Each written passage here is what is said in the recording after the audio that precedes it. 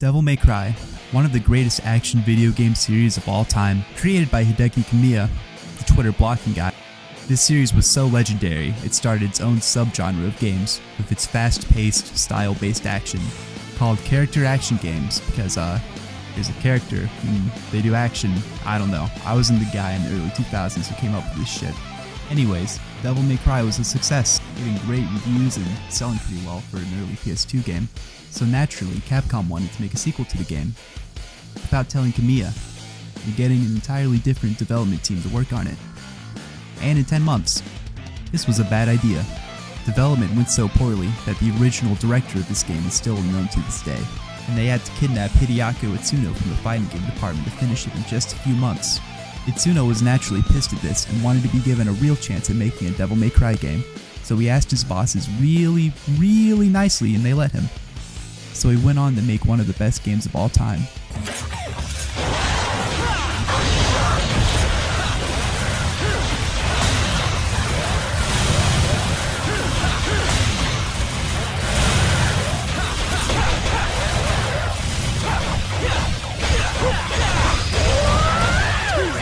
But that's a story for another day. Afterwards, they made Devil May Cry 4, first game to be on HD consoles, and for some fucking reason, Capcom thought this meant that the game would sell Call of Duty numbers.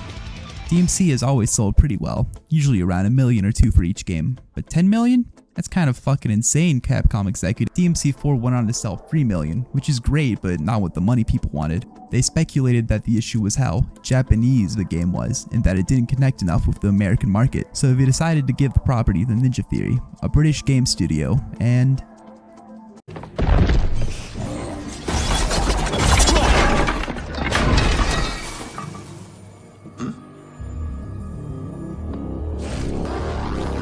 Not in a million years. it was a game. It was such a game that it killed the franchise for a while, until 2018, when at E3 that year, DMC5 was revealed. Damn! It looks good. Fans were ecstatic and could hardly wait the 9 months for it to release on March 8th, 2019. But how good is it really? Is the gameplay actually good, or has it just coasted on Dante's sex appeal? Maybe. Subscribe, please. Hold on a second, I bought the deluxe version on Steam, so now I gotta wait 5 minutes before I can play the game, so it can tell me about all the cool DLC I just bought. Anyone else hate when games do this? The only other game that comes to mind is Fallout New Vegas, but I'm sure there are others too. Really kills the mood in the intro.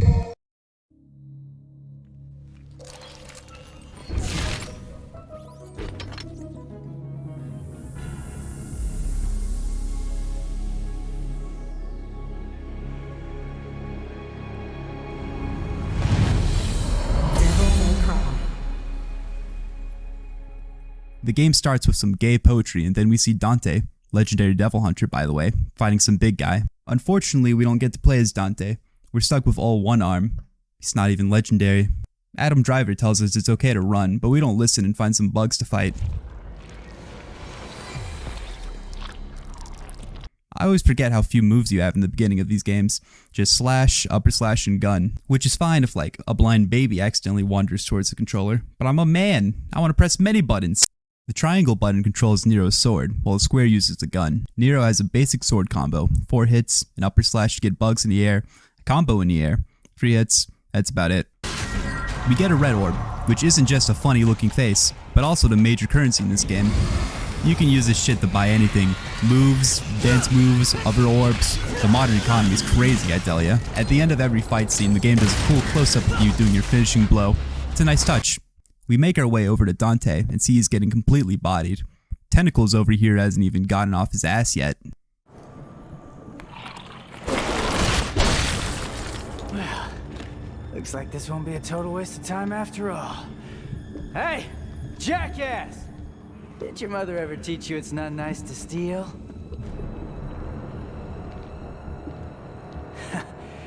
Sorry, Dante. I'm bagging this bitch.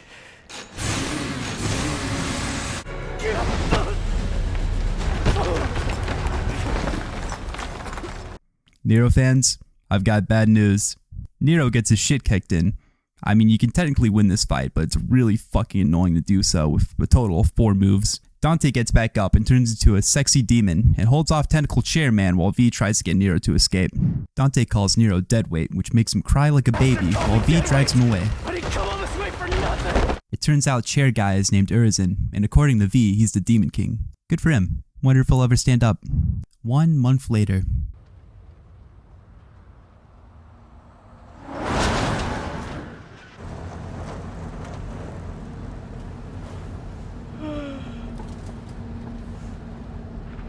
Redgrave and its surrounding cities have ceased to function as a result of the mysterious tree that apparently attacked the city approximately 1 month ago.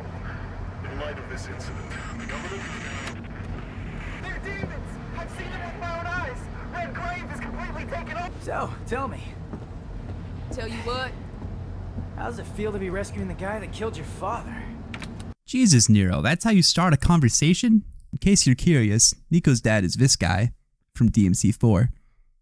I feel nothing. Ah, never mind. I guess Nero does have social skills. Now This is scene's he? always felt really awkward to me. It felt like an awkward way to introduce Nico as a character to the audience. They have to do that in here. It already smells like ass. That's you. However, this next scene is much better.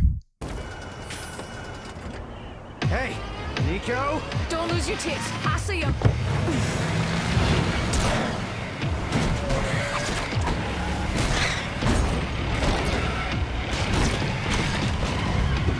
Hey, you have to hit every single bump in the road? Gonna ruin my groove.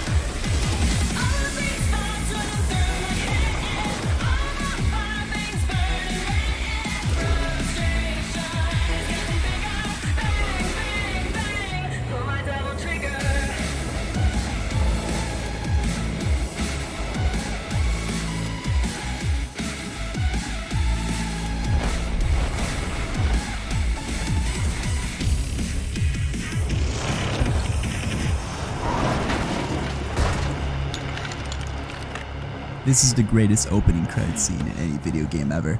If you disagree, please tell me a better one in the comments. I'd love to see some more sick ones. Man, I can't believe graffiti's gone woke. Next, we see the United States military absolutely getting obliterated by some bugs.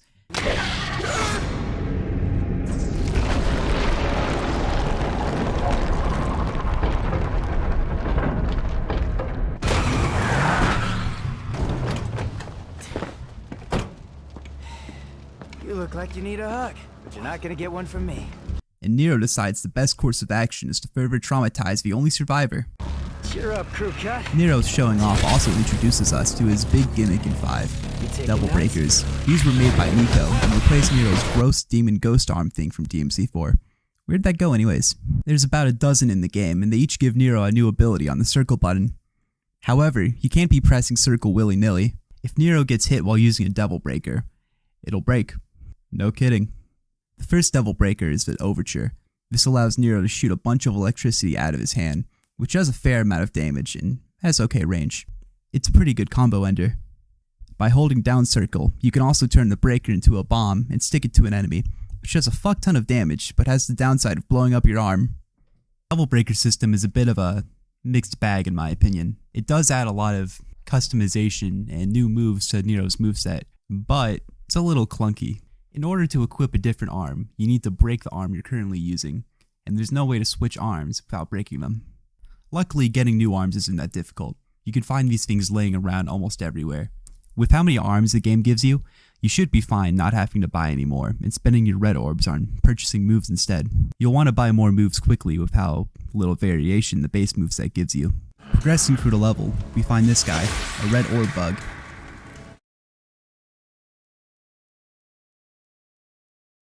These guys drop a shitload of red orbs whenever you hit them. This guy in particular also drops a blue orb fragment when you kill him. Blue orb fragments are the heart pieces of this game, so make sure to collect them if you don't want to be a low health Andy the entire game. Right across from the blue orb is a devil breaker just hanging out on the ground. This is the Pauster Breaker. If you're like me and you haven't been getting hit, you won't have room for this arm. However, Nero can self-destruct his arm at any time to make more room.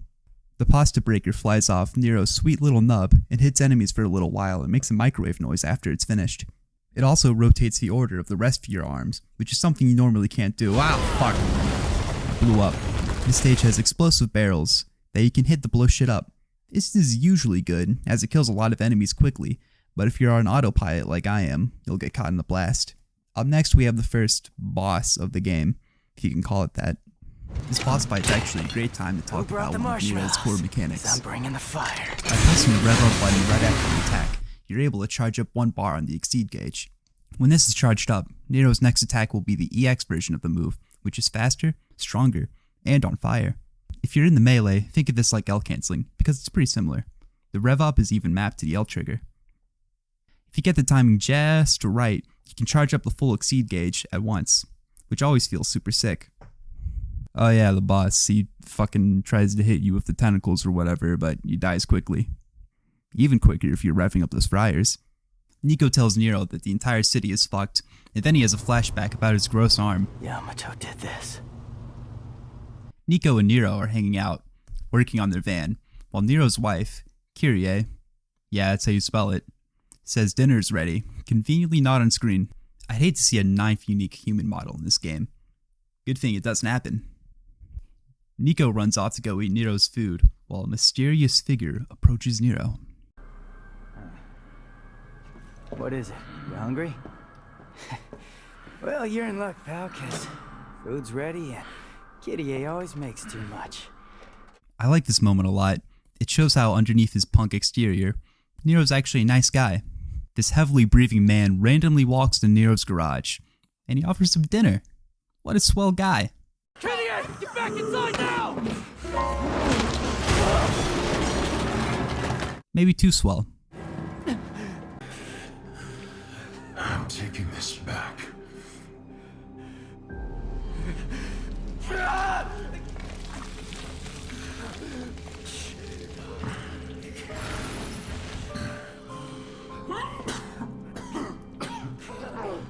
I'm running out of time.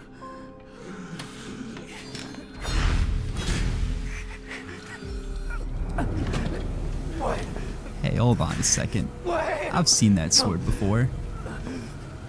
That's Goku. At the end of every mission, you get graded on how cool you looked during it. It's pretty easy to get an A or an S on every level in normal mode. So if I see you getting below an S, I'm gonna make fun of you.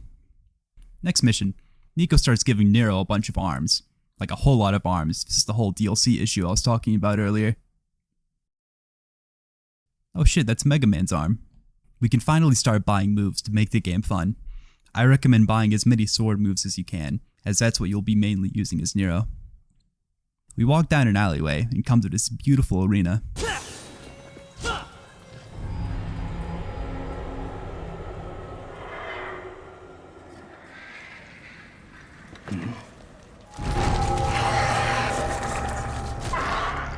I haven't talked about it yet, but this game is gorgeous. Even 4 years later, this shit looks breathtaking.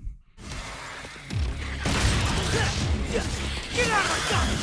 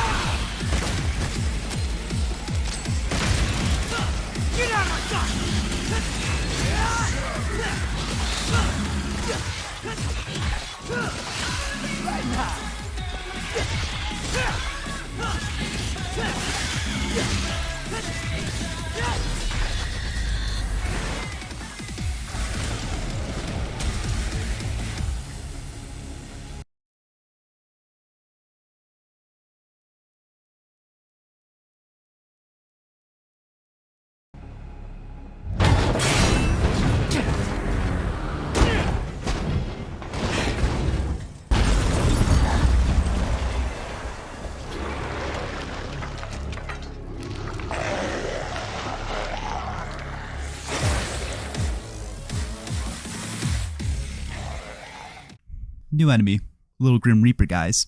These guys aren't much harder than the basic bugs, but sometimes they'll charge you and get a cheap shot in with their scythe if you're busy slapping around another demon.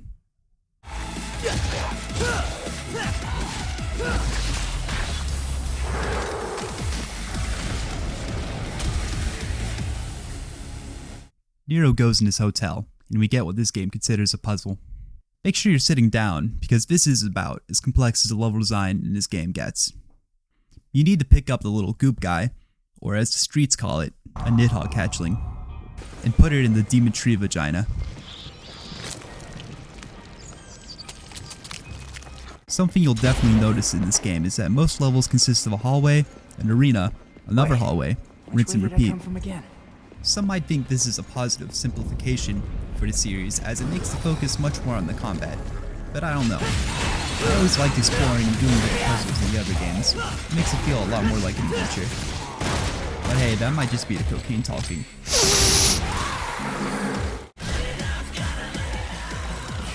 Yo! I got the hoodie taunt. Whenever you press the taunt button, the taunt you get is random and tied to your style ranking. In this one, Nero puts his hood up, and it doesn't fall off until he gets hit. I'm pretty sure it has the lowest chance of happening, don't quote me on this, so it's cool I got it this early. Movie Nero, it was some win. Don't hit back up, asshole. In this room, we see the first secret mission. These are unlocked by looking at these demonic circles at the right angle to get it to line up.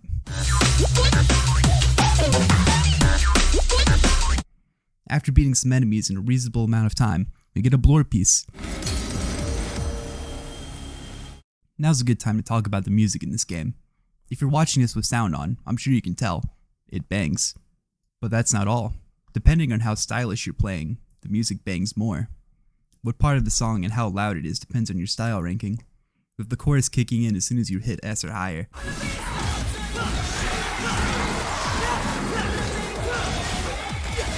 It's a great system and rewards you for playing sick. Just don't tell anyone that it originally came from the DMC remake. Oh shit.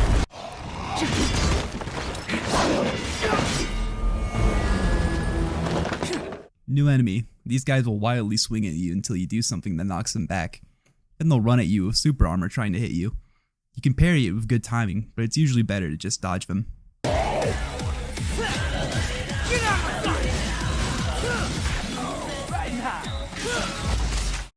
We find and put another goop boy in a slit, and we find a phone booth. We can call Nico from here and...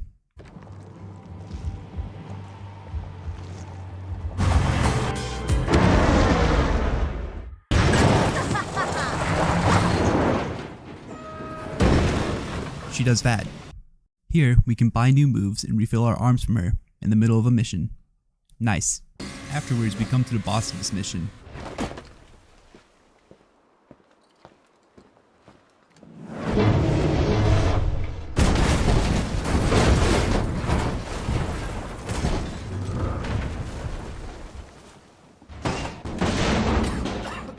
Somebody call a doctor?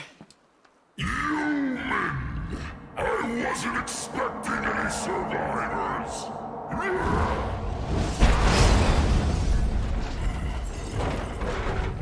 I must have every last drop to rule the underworld as king. King? You? I don't know. I mean, you're a big guy and all, but you seem more like a knuckle-scrapping fart in the wind than anything else. No offense. Do you know who I am?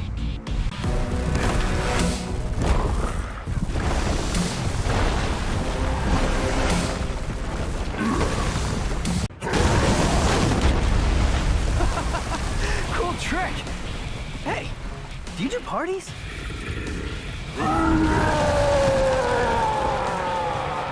This is Goliath. He's the first boss in this game that isn't just a damage wall. He's got this cool mouth on his stomach that can shoot fire at you. Besides that, he mostly just tries to swing his big dopey arms at you. He also likes to change the scenery a lot, with a fight starting on a roof, going through the ceiling into the building, and ending outside. Once he's outside, he'll start doing this nuke thing where you have to back up. You've got a lot of time to get away, so don't be too concerned by it. Goliath's a great boss that teaches the player the basics of dodging and attacking while looking cool by flying all around this big bozo. Once he goes down, he starts screaming about food or something.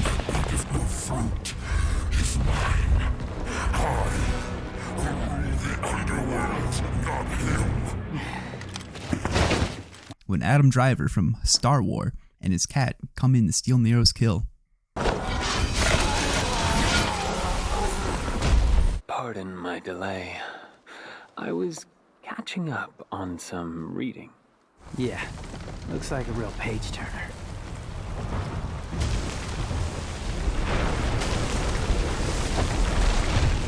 So, you think Dante's still in there? If Urizen defeated him, then I expect he's not much more than Glyphod pollen by now. A what? Glyphod. It's a tree that grows in the underworld. Well, in any case, we need to find out. If Dante's alive, we'll save him. If not, we don't. Wait. First, we need to exterminate some Glyphod roots. V, what the hell are you? I think we should split into two groups. Okay, Fred, you gonna go bang Daphne and Velma while Scoob and I go on ahead? All right, move out.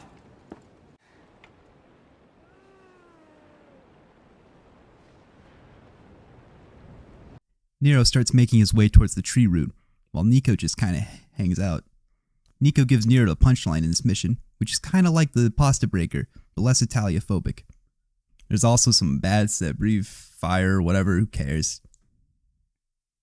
Nero makes his way into the sewers and cuts some roots for a while, before climbing some stairs and finding a library.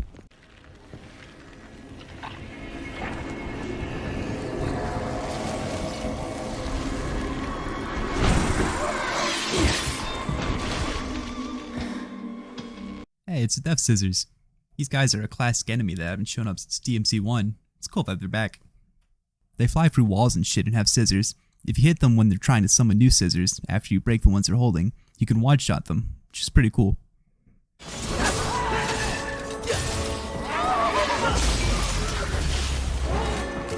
Who the fuck is that guy?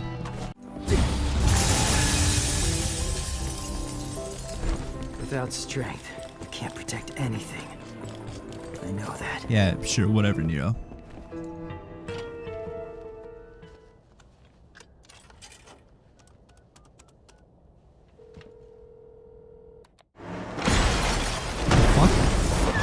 Waiting there the whole time? You know I got you covered, asshole. Hey, I got a new arm for ya. Nico, you already gave me this shit. Anyways, Nero makes it to the mini route, and that means it's boss time.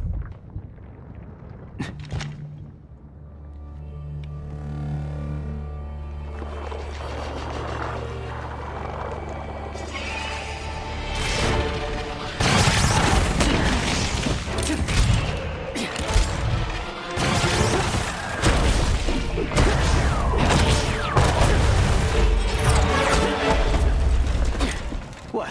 No chit-chat or monologue? Just getting right to the point, huh? This is Artemis, a bird angel thing that shoots lasers and little guys that shoot lasers at Nero. She's constantly airborne, flying around and shit, so the Gerber is pretty useful for you. Most of this fight is her shooting off her little minions, and then using them to grapple while she runs away from you. She'll do this long-ass charge attack where she flies up in the sky, and you need the minions to reach her. You've got like a minute or something to interrupt it, so don't feel any pressure. Let's get airborne. After a bunch of air combos, she'll go down without too much of a hassle. Worse than Goliath, but not as bad as the plant wall. C tier.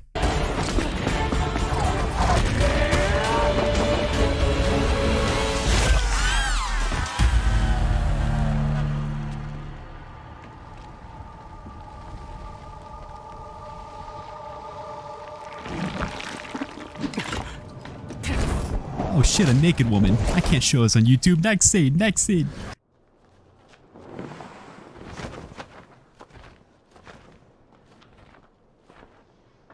So V, you think this kid can kill Urizen? One can only hope. Now that Nero's busy picking up naked women, it's time for V to shine.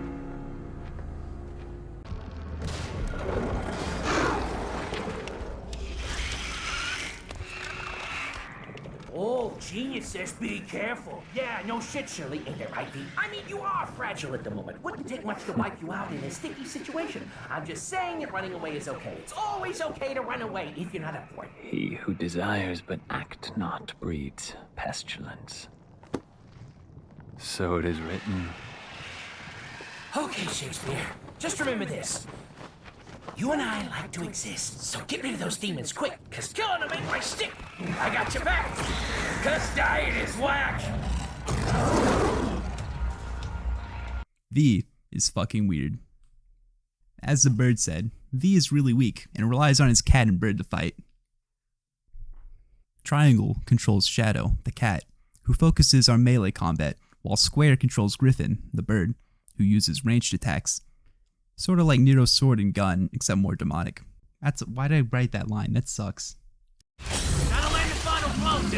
You know we can't kill demons. Right.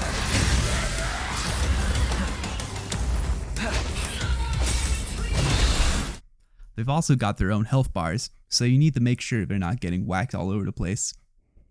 Oh hey, that's me.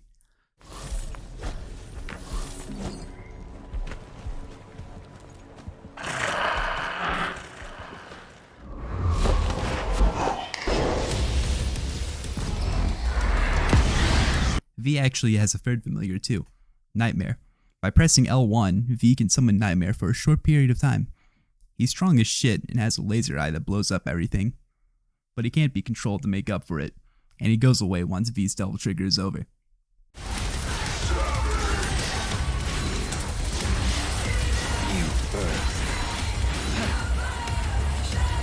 Pardon me.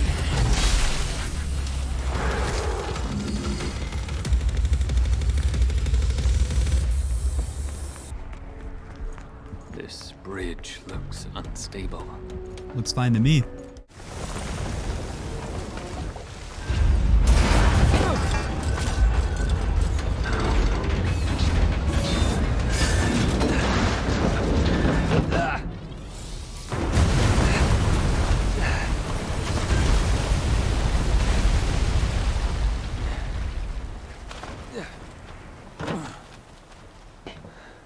No one could have seen this coming. Now, as you might have noticed, both Griffin and Shadow attack a lot, which means I have to press both triangle and square a lot, which is a lot more straining on the hand than Nero, where you only press triangle a lot, and sometimes square. It definitely feels like to get by as V, you need to be spamming way more than as the other characters. It's not that big of an issue, but it does make long sessions with V painful. After buying new moves from Nico, V fights his first boss. Another plant guy. He's got these tendrils with mouths on them that you need to take out before you can focus on the main guy. He also just leaves sometimes to jack off or something. This guy's annoying and basically just a damage check to make sure you can press buttons fast. No one in the game respects him anyways, and V's party spends the entire fight calling him a moron.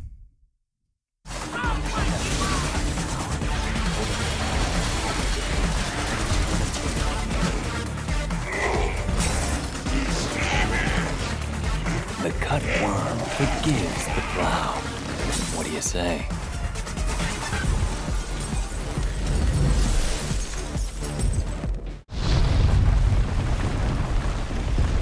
Ah shit, behind the shitty boss is an even shittier boss.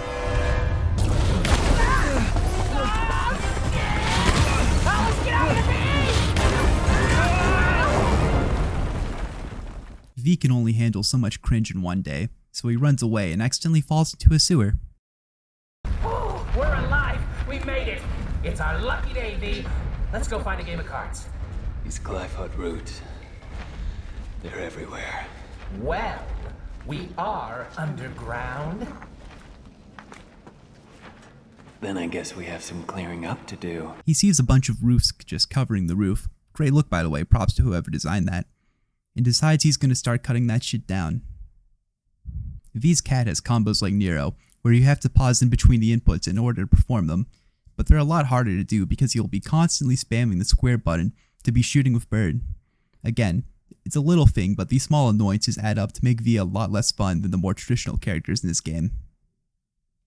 We make our way out of the sewers and end up in some sort of storage facility, and the boss V ran away from like a little bitch earlier tries poking V's eyes out from the surface.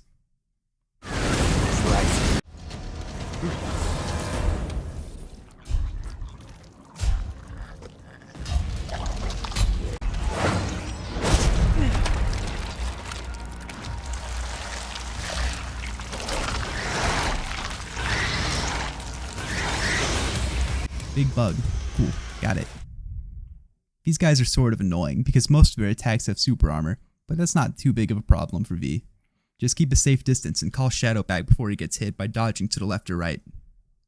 Another problem I have with V's gameplay is that it's really fucking easy. I have a feeling people in playtesting might have had problems with how V works compared to the other characters, so to make up for it, they make Shadow and Griffin do a metric fuck ton of damage. You're able to get a triple S rank by just standing still and spamming through most fights in V's missions. I'm glad that Capcom took the risk and added V to the game to add more spice and variety to the campaign, but it seems to be general consensus that V is the least fun character to play in the game. You always see combo videos of Nero, Dante, and a mysterious third guy, but never V. It's a shame. I hope if DMC6 ever comes out, they find a way to evolve V's playstyle and make it more engaging. Anyways, here's a phone. And with a phone comes a boss fight.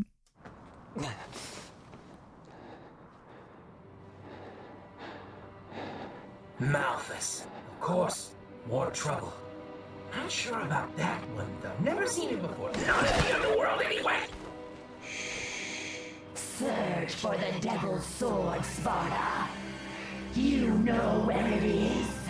He told me to leave it be, but I'm afraid it still concerns me. As long as there is a blood descendant of Sparta, I cannot take any chances. Do you understand?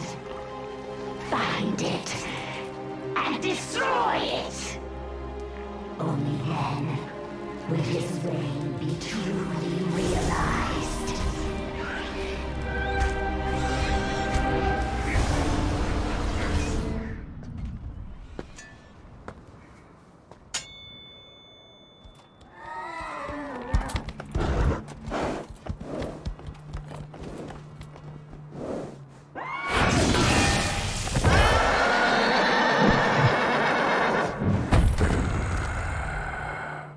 I see.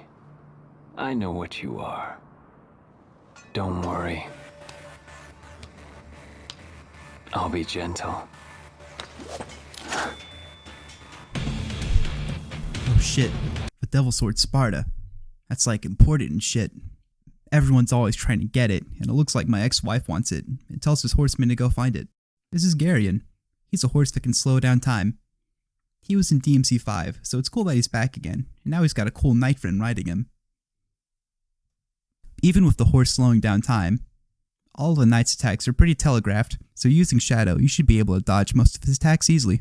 Just keep wailing on him with basic combos, and summon Nightmare whenever he's standing still, and the horse should go down pretty easily. Crush you. May know my flesh fails.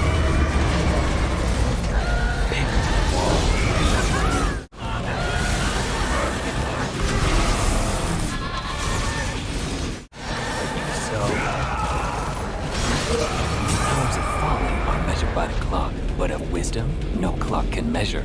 Die.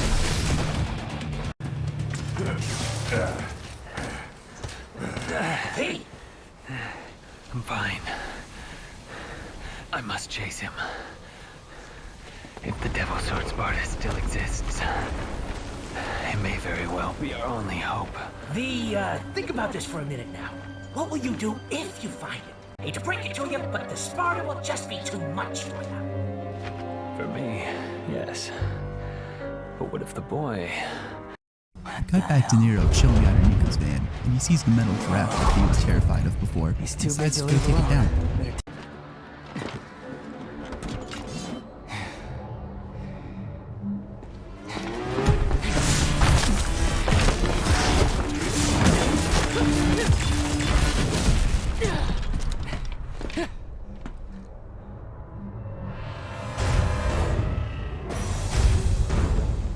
This guy is lame as hell.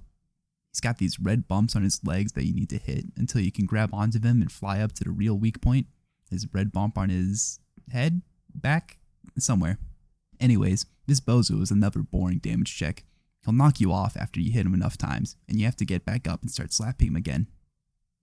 All of his attacks do piss poor damage, and you're never in real danger of getting hit by them either. Not too sure why this loser gets a whole mission dedicated to himself, but hey, I'm not the game designer here.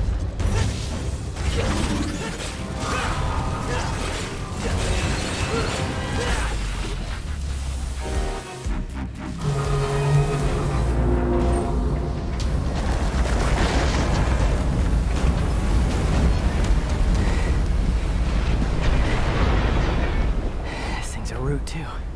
What's going on? Mission 7. This is the first mission that lets you choose which character you want to play as. Nero and V have slightly different routes, but as I'm a sane person, I chose to play as Nero. We get a fuck ton of new arms this mission. By that I mean free. The Buster arm is a recreation of Nero's original Freak Show arm from DMC4. You can grab enemies and do a cool slam move on them. The move changes depending on what enemy you grab, so be sure to experiment. This mission's pretty sick. It has us traveling through a subway, and it's really pretty looking. You go through trains and shit, you see husks of what were once humans, there's tons of posters about this Spencer guy. Really cool place. I love the contrast between the realistic subway system and all the gross demonic shit everywhere. Very few games scratch the same itch that this aesthetic does. Also new to this level are these gross demonic spawn points, which shit out demons every once in a while if you don't take care of them. So, do that. Oh hey look, it's ragtime. This arm was made out of that time-stopping horse V fought earlier. It makes a small little bubble in front of Nero, where time is slowed to a crawl for a while.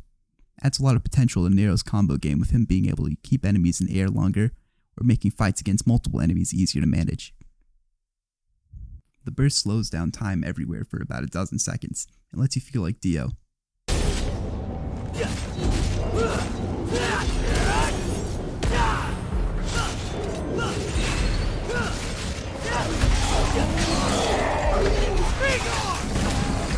It's rawhide time, baby.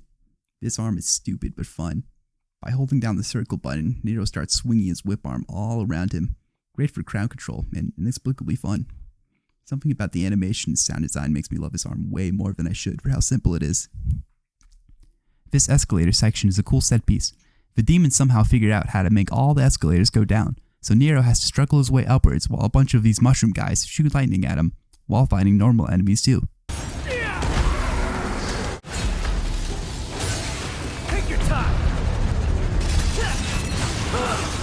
Grabbing these guys is fun.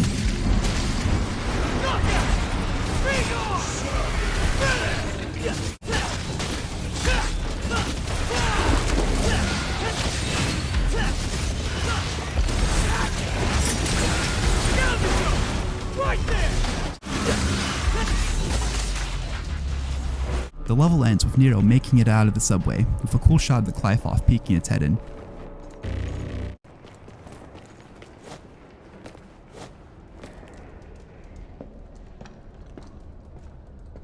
Oh hey, V's here too.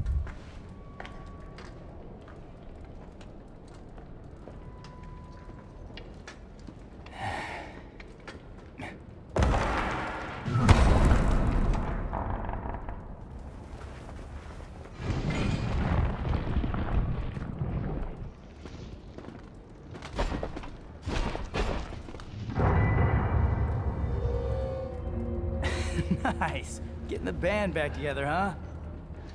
What evil lurks? I must destroy. I thought that was the plan all along.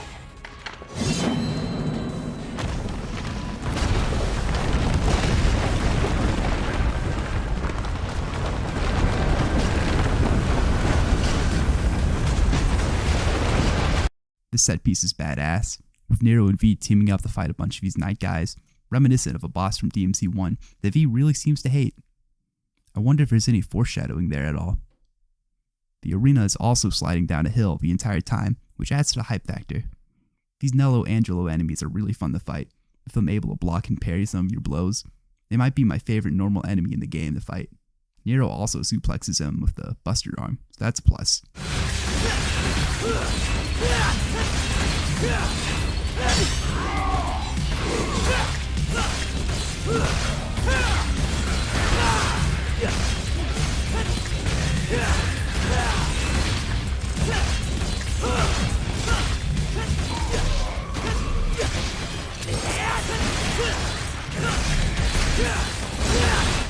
Right there!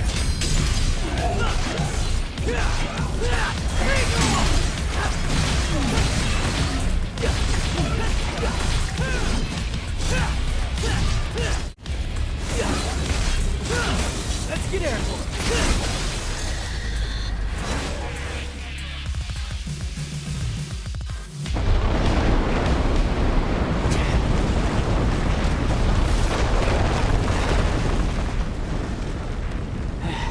Took us long enough to get here. What? Tired already? I just remembered something. This town was attacked once before. Is that so? I was here. I can still see it. In fact, I was playing right here.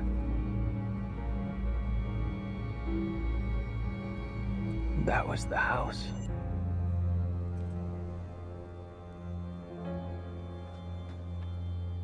This is where we part ways. You go ahead. You're gonna miss all the fun. No.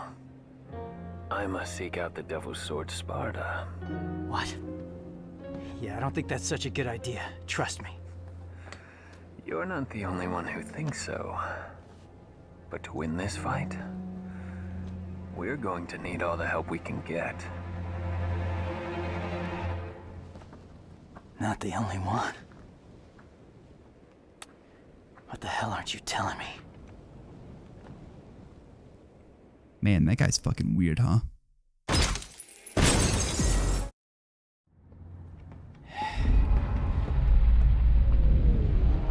Well, no point in turning back now. Time for some payback. Mission 8, Nero's in a tree. This is where the game's environment officially goes from mainly city to mainly demon shit. We've got a few new arms. They're not actually new, I just forgot to talk about them earlier. Tomboy lets Nero put his sword on fire permanently at the cost of not being able to lock on. It also makes him shoot weird. Not a huge fan of this one. It has some cool attack animations, and the activation where it looks like he's strumming guitar is cool though. Also new is the Helter Skelter, which is probably my least favorite arm. It's a drill that lets Nero attack one enemy for a while at the cost of being very vulnerable to anything around him. Burst attack is also incredibly underwhelming, with Nero just spinning in the air for a second. Not my favorite set of arms.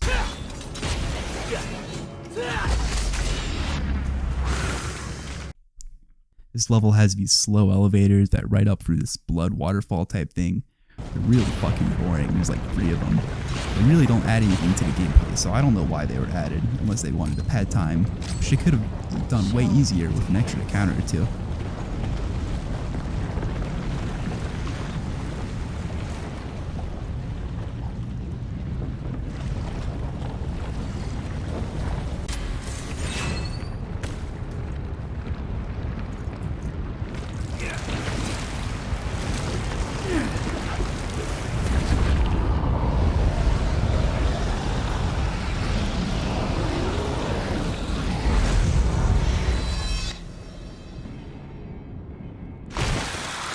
All of the blood inside of Qliphoth comes from the people that it ate whenever it first sprung out of the city. So unless literally every single person in Redgrave City was clean, Nero definitely just got HIV.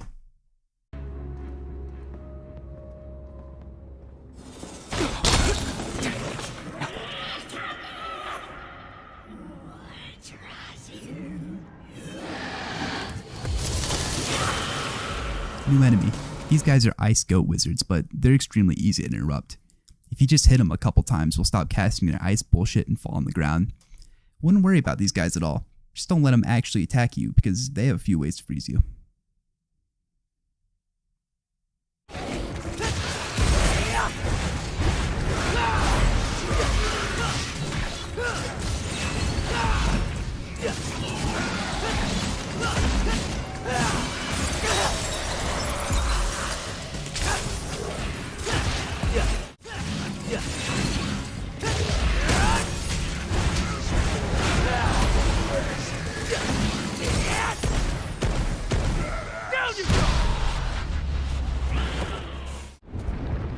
Oh my god, Nero, stop. If you don't already have HIV, you definitely will now. Just find some fucking stairs or something, man. Oh my god. Another gimmick in this stage are these platforms that are slowly falling down because there's too many morons standing on it. You have to kill all the demons so they can evaporate before the muscles holding the platforms up break. This one's actually pretty challenging since the knights and their shields have a lot of health.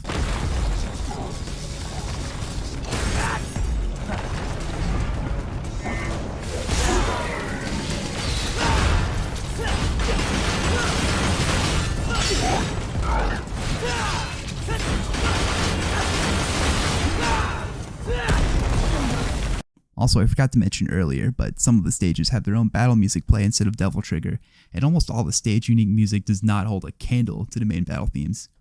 You'll hear it in the clips during this level, it just feels a lot emptier without the butt rock blaring while Nero's chopping shit up.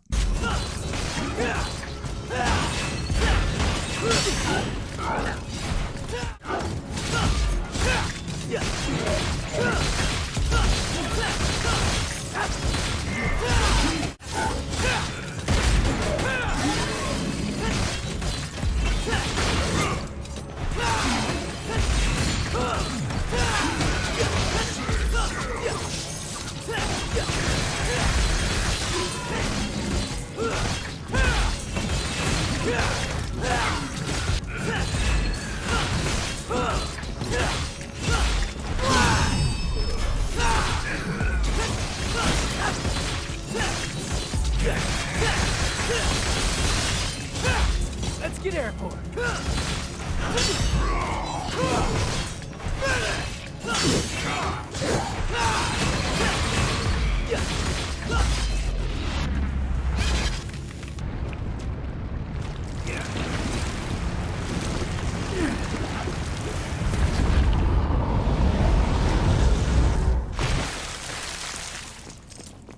Good. Finally made it. The game gives you one last chance to buy shit before you go fight Big Chairman again. It's nice to be back in the starting area of the game again, and being able to absolutely destroy everything even faster than you could back when Nero didn't even have a robot arm. A quick trip through memory lane, and we're face to face with Urizen once more. Hey, douchebag. Miss me? You've come here to die. He talks. Urizen, huh? I bet your parents didn't like you much, 'cause your name sucks. I am without a name. No, you aren't.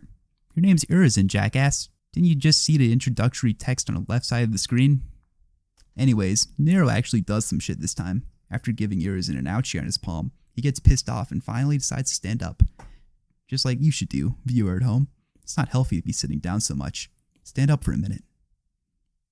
Once Urizen actually gets up, he gets a little harder. He gets his shield back already, slightly annoying. He's also way more active in attacking you, constantly sending magic shit out, slapping you with his tentacles. This fight's a force lost.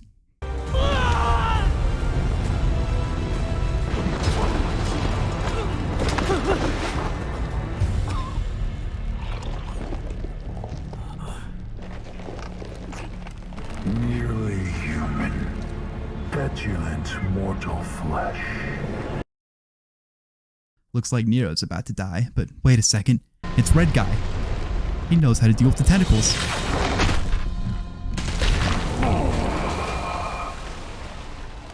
What creature stands against a king? Is that demon?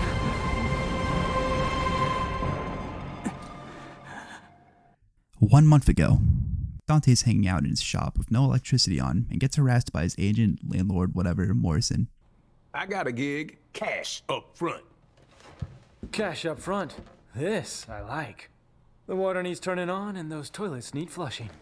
Morrison finally turns the power back on, and Dante gets harassed by an anime-only character, so he hangs up the phone. Devil may cry. Dante, little kid!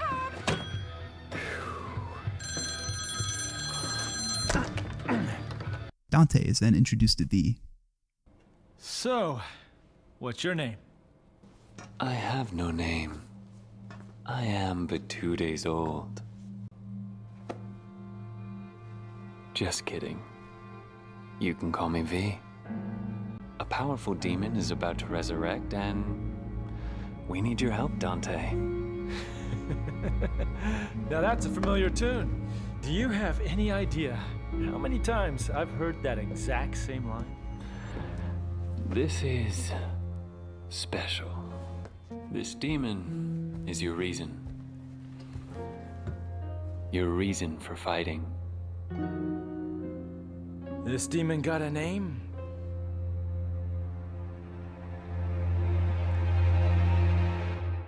That was weird. Surely no foreshadowing in that cutscene. Back to V now. V wants to find the Devil Sword Sparda, which is powerful because it was named after Dante's dad. Also, there's a new enemy. It's like a big hog or something that's covered in chains. It's got a lot of super armor and it fills around all the time, so keep your distance, which should be easy with V. V walks around for a while before he comes into some sort of crypt.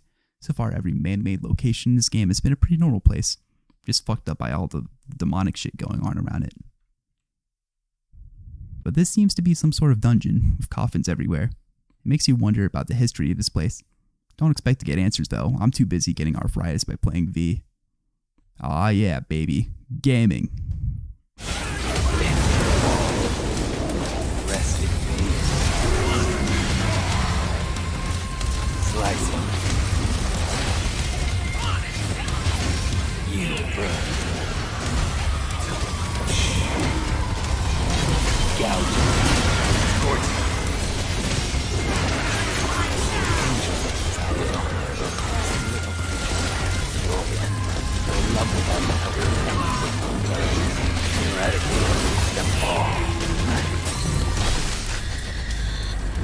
Yay, man.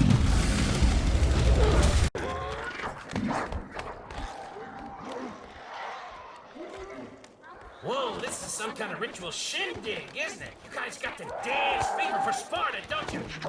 Whoa, easy on the dance floor there, partner. I'll be taking that back.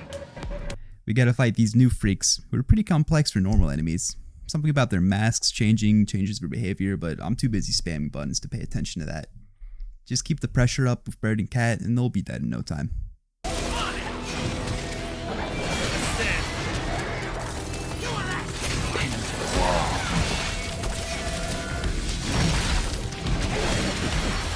Eradicate them all.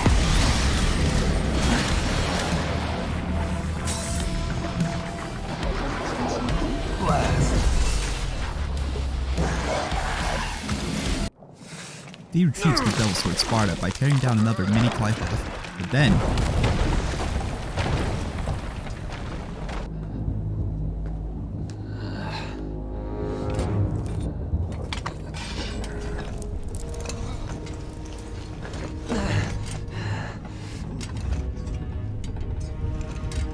he sees something more important nearby.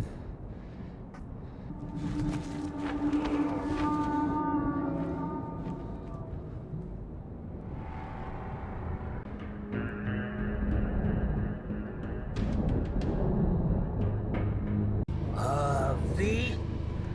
No. Get a grip on yourself now, come on. If only you never existed. Then I...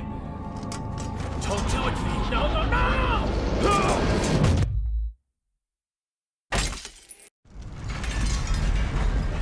Come here.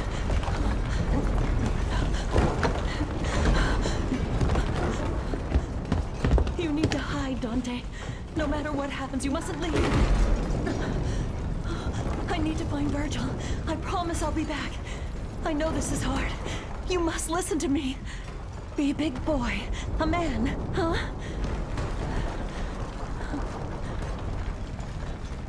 If I don't return, you must run. By yourself, alone. You must change your name. Forget your past and start a new life. As someone else. A new beginning. Virgil! Where are you, Virgil?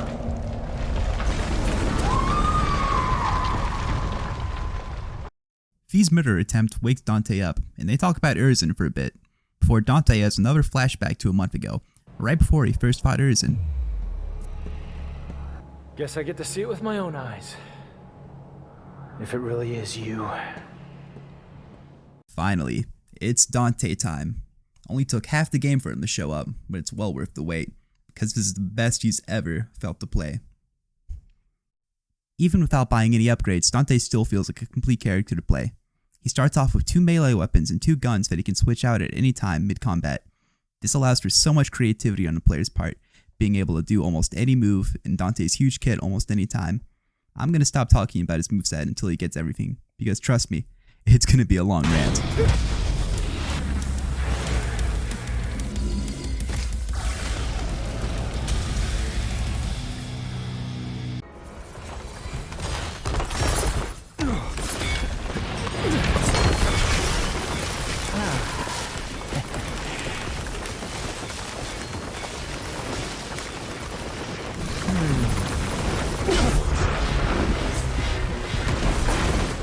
Man, I missed this Moron the first half of this game.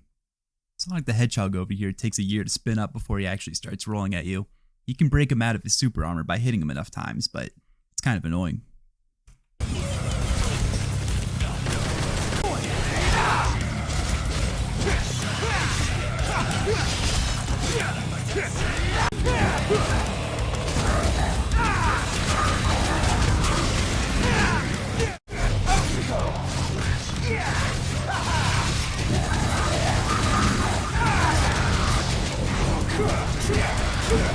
No offense to Nero or V, this is one of the hardest starts in my opinion. With Dante, you just have so many options at any given moment to kick ass anything while doing it. Sure, Nero's got a cool motorcycle suit and Queen's Affection with pedal on it, but have you seen this shit? That was hard.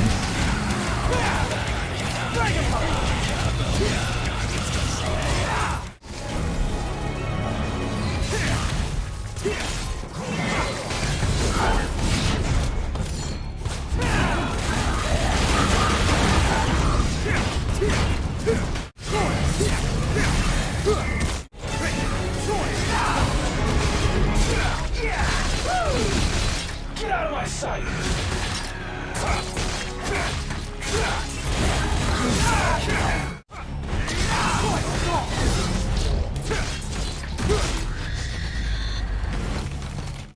Dante finally reaches Urizen again. Would you believe it? It's another forced loss. Seriously, half the boss encounters in this game are a forced loss against Chairman. I get that you want to make him feel cool and threatening, but you don't have to hamper the gameplay so much to do that. Back in DMC3, Dante loses to Virgil twice in the story, but in the gameplay you still get to kick his ass. I don't see why we couldn't have done some of that here. Our last hope, Nero, was completely useless. After Dante finishes flashbacking, we cut back to the present. Dante gets the Devil Sword Sparta, which is a direct upgrade to Dante's old sword, the Rebellion. Then, we get a little warm-up after a month of rest. Now's as good a time as any to talk about Dante's battle theme in this game, Subhuman. Performed by Michael Barr, Subhuman is a much more traditional metal song than the other battle themes in this game. I think it's alright. The version that's in this game is a lot better than the original. It was originally played by Suicide Silence, but the lead singer got cancelled for being kinda gross towards children. The vocals sounded like shit in the original too. Everyone hated it, so I guess everyone wins. Except for that child. That child didn't win. Normally I would switch this theme out for Devil's Never Cry from DMC3 because that song is peak. Go listen to it, I'll wait. But because I want this review to focus on DMC5, I've decided to keep Subhuman on the entire time.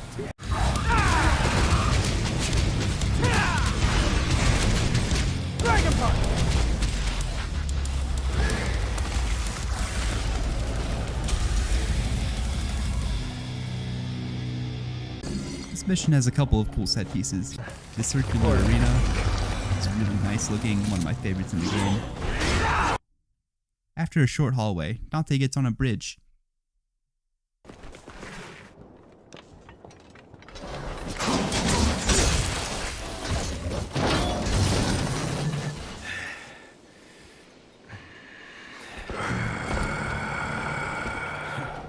Is it Halloween already? This is Cavalier Angelo, the knight that V saw hanging out with that time-stopping horse earlier, and they seem to be already acquainted with Dante. Cavalier here mainly uses their big-ass sword to attack. This is extremely slow and easy to either dodge or counter with Royal Guard. They can also use their winged shield thing to block attacks, but the shield is incredibly easy to break. The rest of Cavalier's moves involve summoning lightning to shoot at Dante. These are pretty easy to farm Royal Guard with. Every once in a while, they'll teleport to the other side of the arena and charge up a big lightning strike. When this happens, use Trickster to mosey on over there and wail on them until the strike comes. Then use Royal Guard to get away scot-free. If you're feeling ballsy, you can use Dante's own attacks to counter his sword swipes, which doesn't fill up the Royal Guard gauge, but it does feel cool. After a few minutes, Cavalier should go down fairly easily.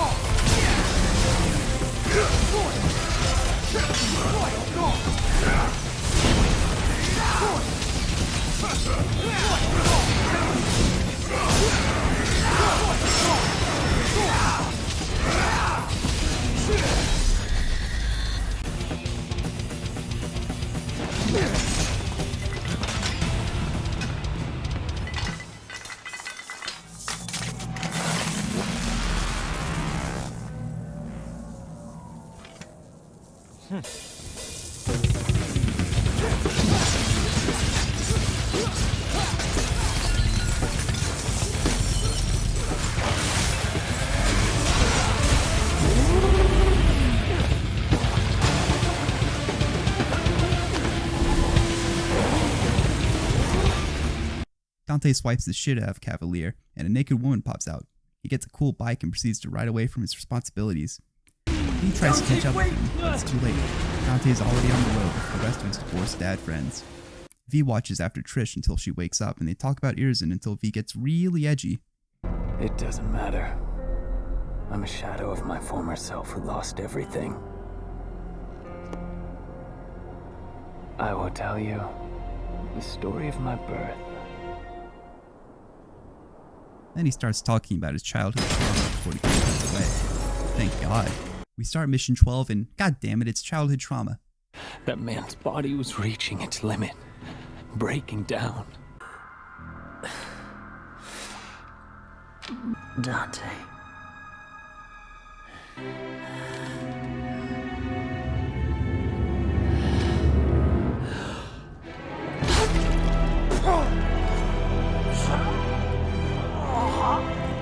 In order to defeat his younger brother, he could only do one thing with the crumbling flesh and feelings. He needed to separate man from devil with the strength of the Yamato. And eventually, the man became a true devil. It turns out V is the human excess of the mysterious hooded man who became Irzin. V whines for a while before Trish gets tired of his shit and generates cloves to keep the rating in M and walks away. Let's see what Dante's up to.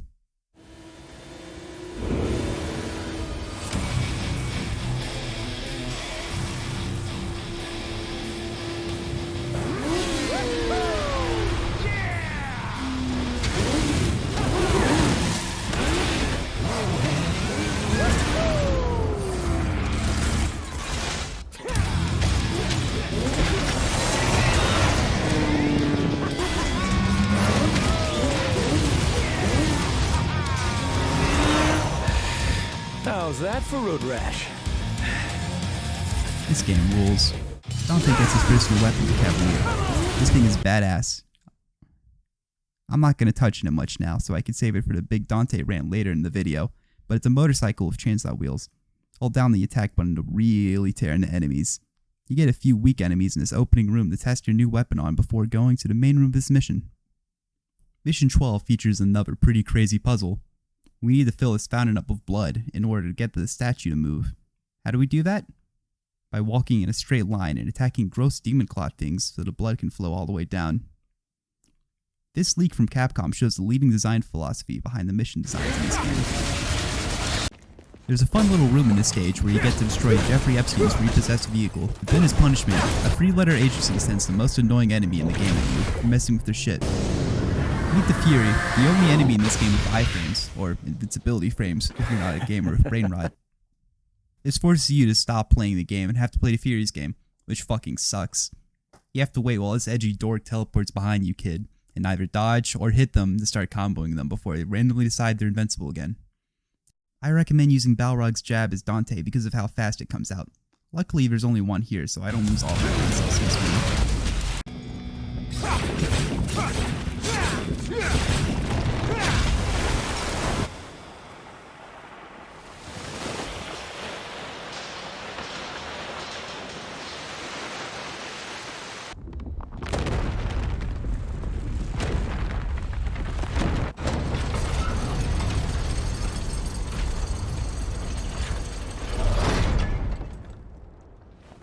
Whew. That should be all of them. It's been a while since I used my brain this much.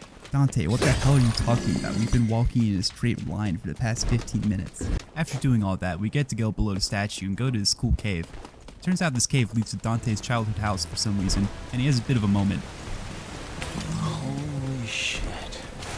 Can't believe any of this is still standing.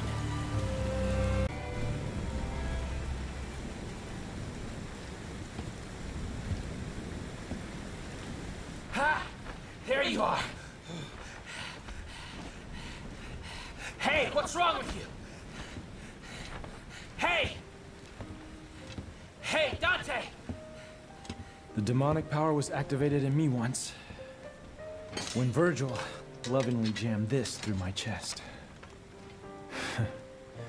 I always wondered, why did my father give me the rebellion? Okay, what are you muttering? Over the years, I've been stabbed and jabbed by a number of things. But who would have ever guessed? Have you lost your mind? There's a demon to destroy! Kill yourself later! I'll help! If the Yamato can separate man from devil, then what about the rebellion?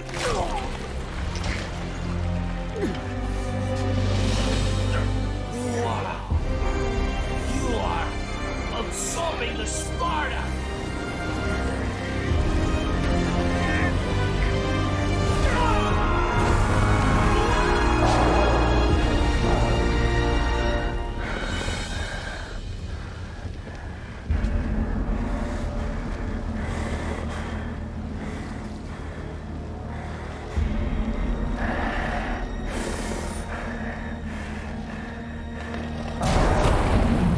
After Dante stabs himself, he unlocks his Sin Devil trigger, his ultimate transformation.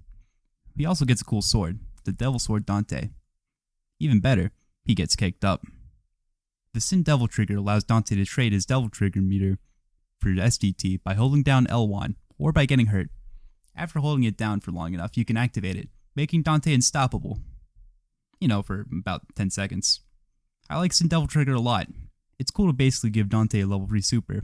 However, there's not much you can do in it. He's got a basic combo, a couple of auto buttons he can press, a stinger, but I don't think you'll be doing full combos in this. It's really only useful in making combos. But hey, at least it looks really cool. Using the power of SDT, Dante is able to defeat Erza until he decides to stand up again and teleports away. But hey, at least we beat him once.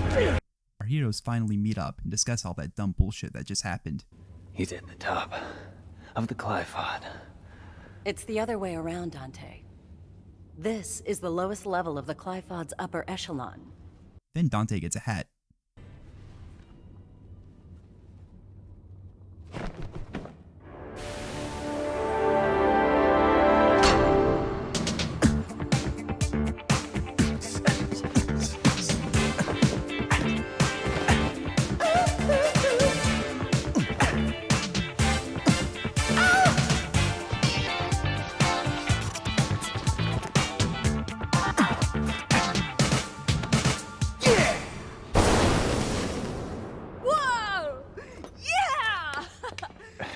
Nero tries to convince Dante to let Lil Bro go with him, and he doesn't listen to that brat.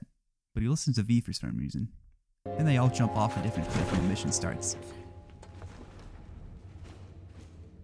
Mission 13 is the sole mission in this game that allows you to play as any of the main 3 characters. I chose to go as Dante because no one else has that specific We'll meet white back boy up at swag some that he point. does. But for now, one foot in front of the other.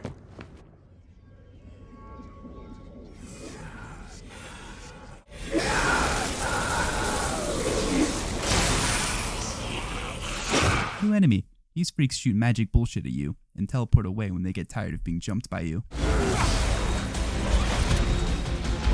Just keep wailing on them and they'll die eventually, and they probably won't be able to hit you before they die. Anyone else think this guy kinda looks like the Globs from that one Nickelodeon crossover game on the Wii? That was the shit back when I was like 6 years old. What the fuck? It's only 2.5 hours long? I remember it took me like 2 months to play through this whole thing. That's crazy. I remember I learned about Evanescence from this game because I was watching a walkthrough video for a boss I was stuck on, and that one famous song they have was playing in the background. What's this video about? This mission really exemplifies the level design of this game. There's an arena, you beat all the demons, you jump into a hole, repeat. There's not really anything else I can talk about in this mission, and I've padded it enough by talking about SpongeBob, so here's some cool combos I got while recording.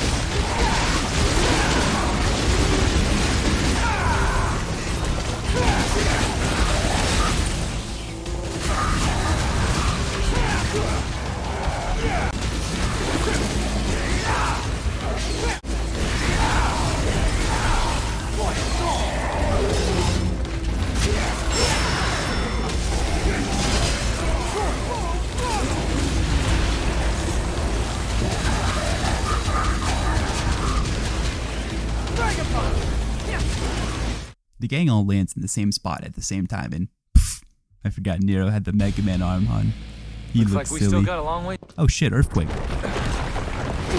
I guess everyone's separated now. V time. I haven't brought it up much, but he's been looking pretty bad. Really flaky skin. Make sure you guys moisturize your skin. I try to do it every day so I can stave off my proof death by a couple years.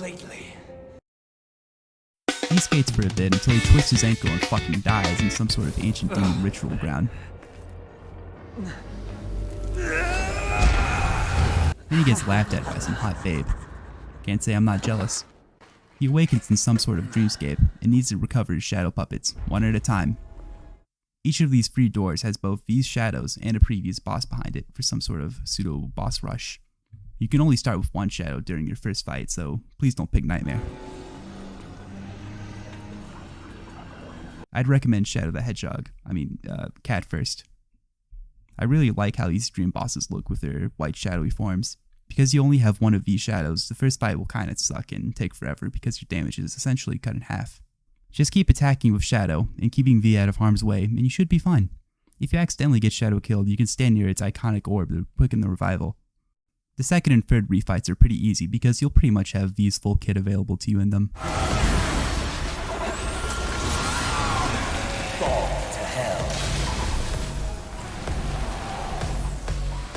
After defeating his inner demons, V starts skating again, until he sees his friends in the distance.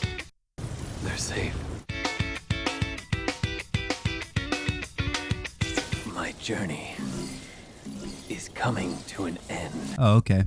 V meets that hot babe again from earlier, and is really nervous about going to talk to her.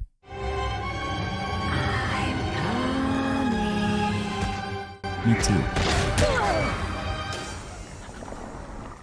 Fortunately, Nero comes just in time before V has to confront his crippling inability to talk to women. Nero time. We flash back to when the gang split up, and Nero goes it alone. Oh hey, Nico's here too. She's not here for any plot relevant reason, just to give Nero a chance to buy some shit. I'm gonna use this Nero level to talk about a slight issue I have with Nero's design in this game. As I'm sure you noticed, a majority of his moveset revolves around some sort of resource management. His sword needs to be revved up, his gun needs to be reloaded, his arm needs to be replaced. Maybe I'm too stupid, but it makes doing sick combos with him more annoying than Dante because I have to constantly be revving up while attacking, reloading the gun, which means holding down square while I'm pressing other buttons. Same with charging up the arms and holding down square, circle, fuck. I'm not really a fan of holding down buttons all the time because it makes it harder to slap the rest of them, but I'm probably just scrub posting right now. Anyways, this mission has this pretty cool room. There's a bunch of baby enemies so you can feel cool mowing them down without a sweat.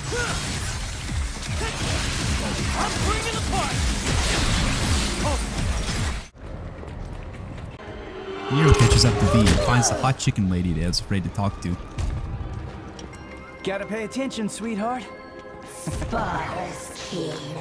You are as weak as your flesh. Human. Hey, we're tougher than we look. But there's only one way to find out. This fight is actually a pretty big jump in difficulty from everything we've fought so far. Her attacks inexplicably do like 3 to 4 bars of damage and can really fuck you up if you're not paying attention. Sometimes during the fight, V will help you out and throw an arm at you. I guess he was just carrying these around. Maybe his bird was. For some reason, the chicken can teleport, so watch out for that. She does a couple of moves where she opens up a portal and pecks through it. After you deal enough damage, she'll fall down. You can wail on her for a while, but if you want to look really cool, use the Buster arm while she's laying down. Check it out.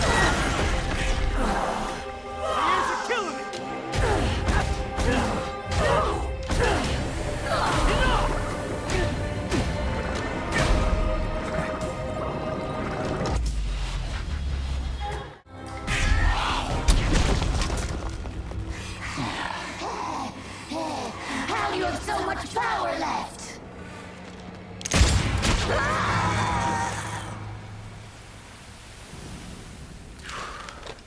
Nero tries to convince V to give up because he's quite literally falling apart. This doesn't work and Nero gives in and decides to help him. It's pretty cute watching Nero help V hobble his way to the end. Really shows the softness under his rough exterior.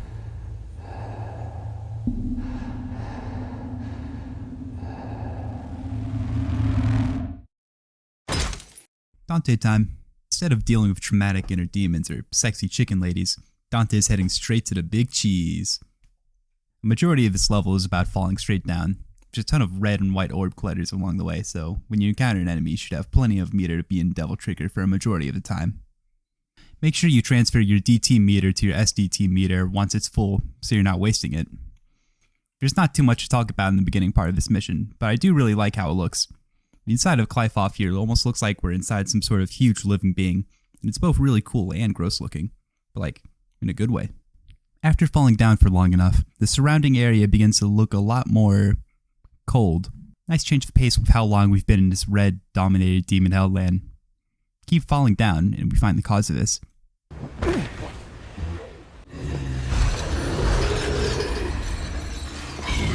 at once. Only kings of the underworld may enter these gates. You shall not pass. Oh, easy there, fella. Hey, I remember a stinky little pooch just like you. You insult me, foul-scented creature. Looks like we're gonna need a bigger leash. Come.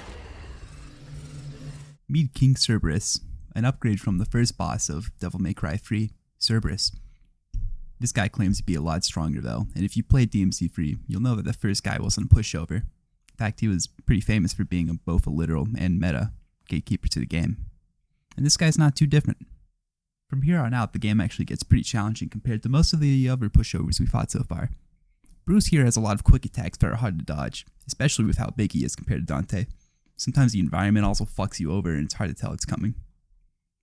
Cerberus keeps changing what element he's using throughout the fight, between ice, fire, and electricity. I feel like you're supposed to change weapons to counter the element, but outside of using Balrog against ice, it's not very clear what to use. Just keep fighting on, and don't be afraid to use Oh, that's nice. Things are getting a little toasty.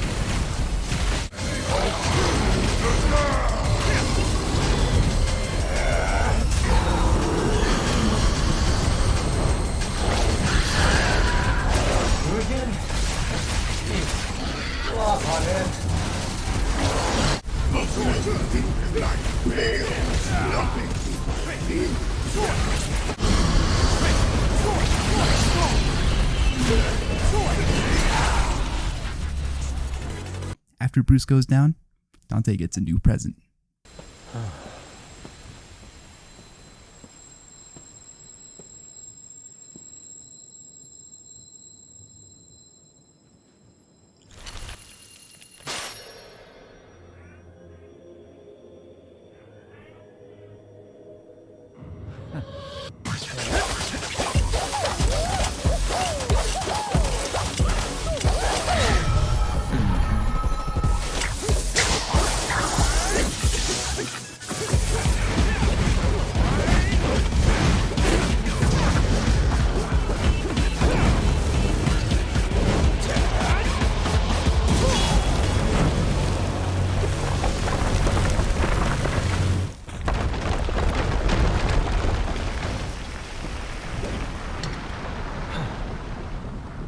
Guess I'm the first one here. I like that.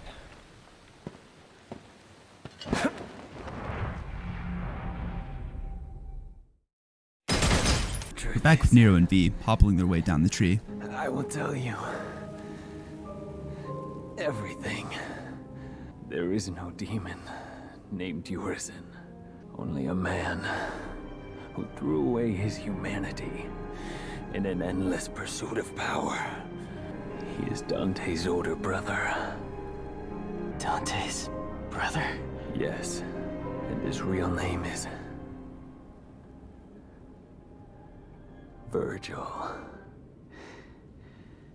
Yeah, that's right. It's Virgil again. If you're not familiar with DMC, this might come as a plot twist to you, but I'm pretty sure every time V has interacted with another character besides his shadows in a cutscene, he's foreshadowed Virgil somehow. Hell, all the way back in Mission 1, you can see Virgil doing some Virgil shit. Enough of these dorks. Let's get back to the main act. Virgil. Hey, is that the damn fruit you've been jabbering about? Doesn't look so special to me. Yep. This is where it all started. That day Mother saved me and left you behind. The thing you don't know is, she tried to save you too. She kept searching and searching, until I killed her. I have no recollection of this tale, or this place. It's all an illusion, created by this extraordinary fruit. Its power, you see, is all I ever wanted. And with this, I will have everything!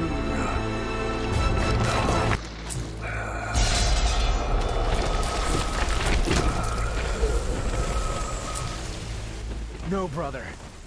You don't have everything. Last shred of humanity that you still had? Come to me, brother.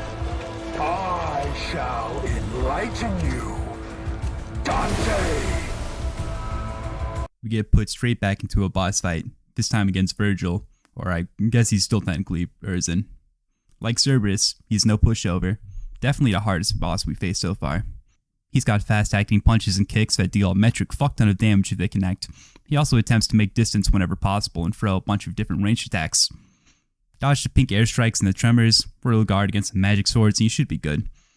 He'll also throw out a time-slowing bubble, very reminiscent of Nero's ragtime arm. When you see him do this, just run away. You don't want to be caught in that, or you'll almost certainly take more than just a few hits.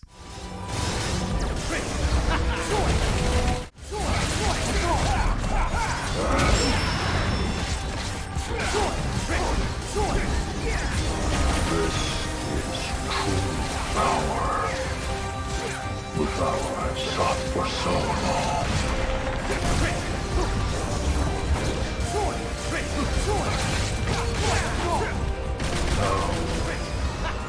How are you so powerful?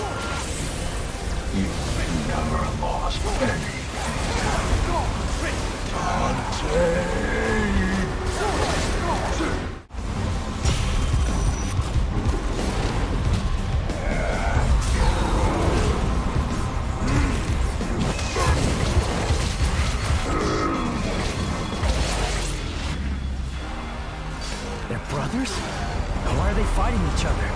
To see one's justice through, a man must fight for it, even if the one who stands before him is his kin. The brothers of blood disagree on the very reason of their existence. They must fight. Dante! You're late. Just finishing up. Is that really your brother? I'm afraid so. So he was behind all this. Your own flesh and blood. Right again. Dante, you sound a little too smug about that. In the last throes of defeat, I see. V, get back. Things are about to get really messy. No, please. Let me. I want to end this battle with my own hands. Do not struggle, for if you can't even defeat me, then you've already lost. I need power. More power. I know. We are one and the same, you and I.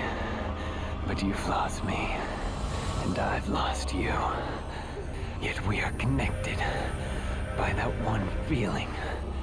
While thy branches mix with mine, and our roots together join.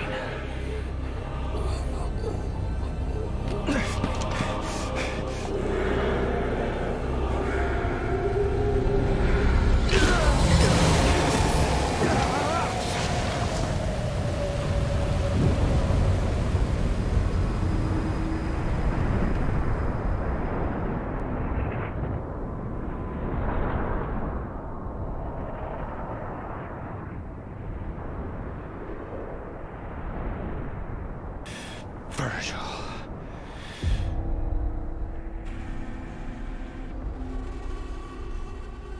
Ah shit, it's Virgil. He's back for real now. I guess it's kind of obvious it was him. If you combine V and Urzen's names, take a few letters out, add a few letters in, and scramble it a bit, you get Virgil. And he's a force to be reckoned with. He's got all the powers of a demon king and a man who could barely walk. Not only that, he's also an alpha male and an omega male. The rarest kind of male. You got some pretty big cojones for coming back. Just don't know when to give up. Dante and Virgil's illusionary childhood home crashes around them and they clash again, but Virgil has the upper hand due to Dante's exhaustion from the previous fight. Apparently Virgil isn't tired. I guess having your two halves come back together is sort of refreshing. Wouldn't have guessed that. Defeating you like this has no meaning. Come on, Virgil. Let's do this.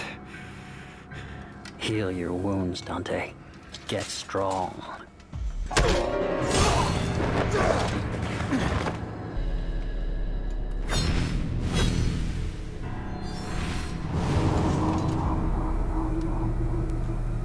Thank you, Nero.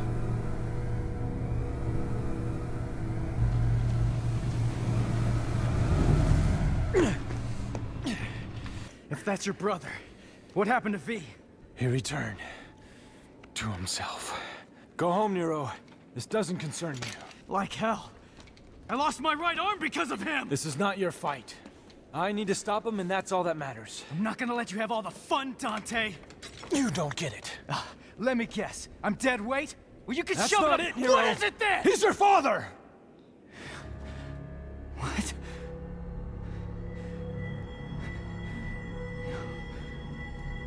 I had the feeling the first time I saw you, but I just wasn't sure. And then I saw how the Yamato reacted. And I was certain. He's your father. Now he needs an ass kicking. But I can't have you go kill your old man. My father.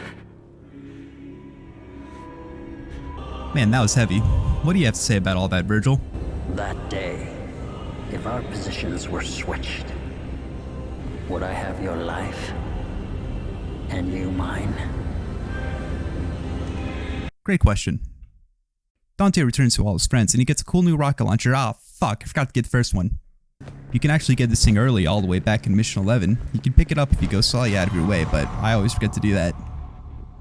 And with both rocket launchers added to our arsenal, we finally have Dante's whole kit opened up to us. So it's time for the promised Big Dante Rant.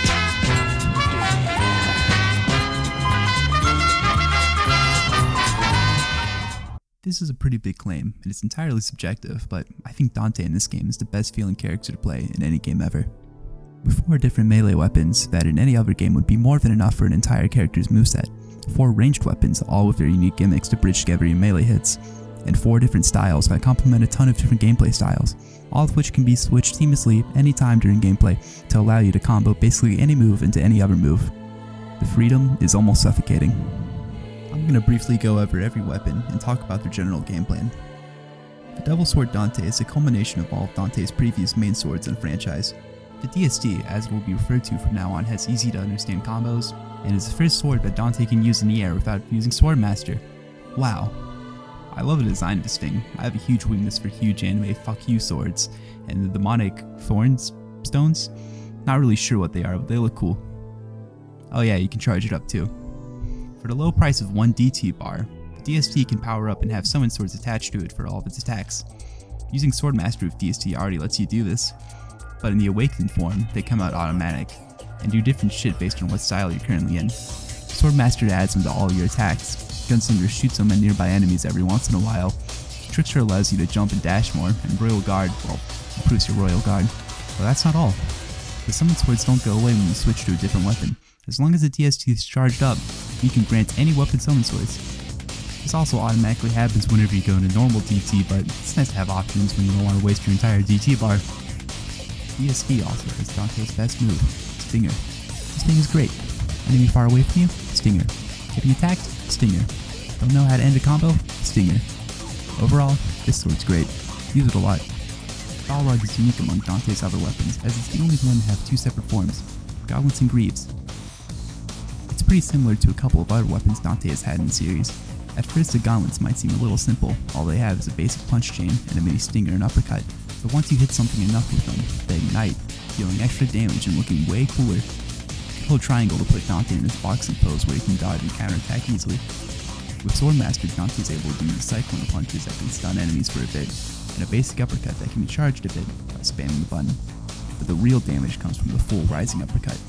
It takes about a second to charge, but it can one-shot most small or medium enemies. By holding back and pressing triangle, you can change Balrog's form and start kicking instead. The Greaves have more traditional DMC combos where you wait half a second in between inputs, and unlike the Gauntlets, you charge them up by holding triangle for about a second, doing a cool dance. I really like the dive kick these things have. This feels cool and allows you to move pretty quickly. With Swordmaster, you can breakdance and do rhythmic. I recommend starting with the Greaves because of its superiority when fighting groups of enemies, and switching to the Gauntlets when it becomes a one-on-one, and finishing them off with a fully charged rising uppercut, because it looks cool.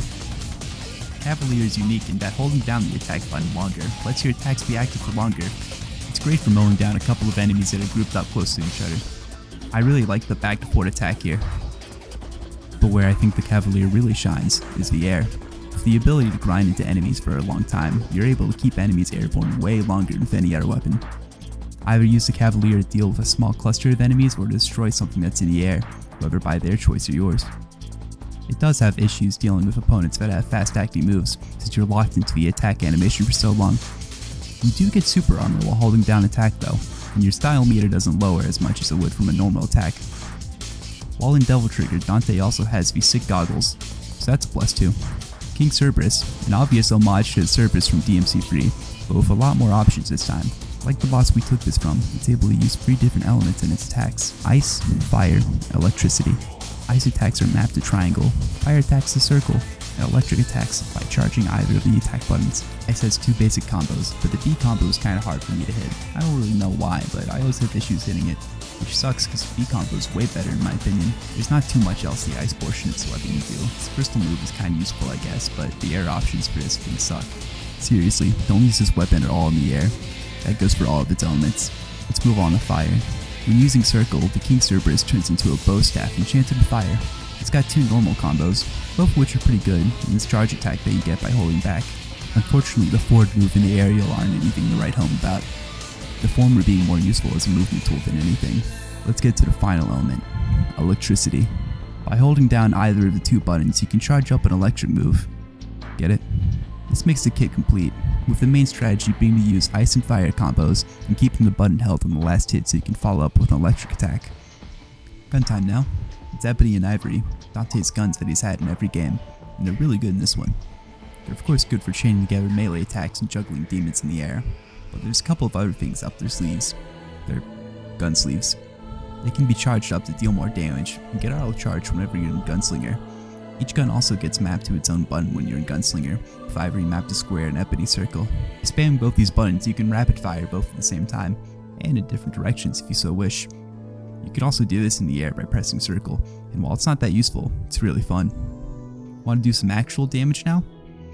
With back to forward circle, Dante gets serious and you can annihilate whatever you're shooting at, as long as there's nothing else that can hit you. The Coyote A is probably the only weapon in this game that I think is a little undercooked. Without Gunslinger, all it has is a normal shot and a charge shot, which don't do anything special or unique compared to the rest of Dante's arsenal. As a shotgun, you want to be up close and personal to the enemy you're fighting. Unfortunately for the Coyote, it knocks away the enemy a pretty significant distance whenever you shoot them. This can be slightly alleviated using the Gunslinger move. The Coyote has its own stinger, which is pretty useful. For some reason you can roll out of it, I guess in case you're about to stinger into attack, but for some reason you can roll forward too, which sucks because it's really easy to input and it makes the attack way slower. That's better for the Coyote. Use it if you want a stinger, but you can't use the Devil Sword Dante for whatever reason. The Dr. Faust, on the other hand, is a lot more interesting. Unlike any other weapon in the game, it uses red orbs as a resource.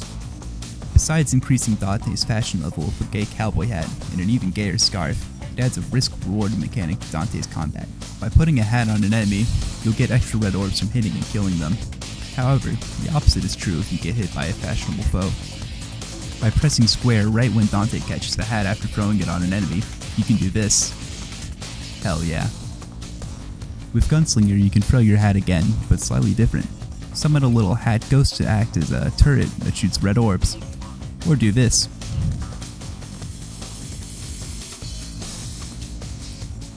Hell yeah. The fact it costs red orbs to use might scare you off from the Faust, but trust me, you'll be making more than you lose. You should have enough orbs to purchase everything you need. And last but not least, the Ocarina Ends. This weapon is mainly based around slow but strong attacks.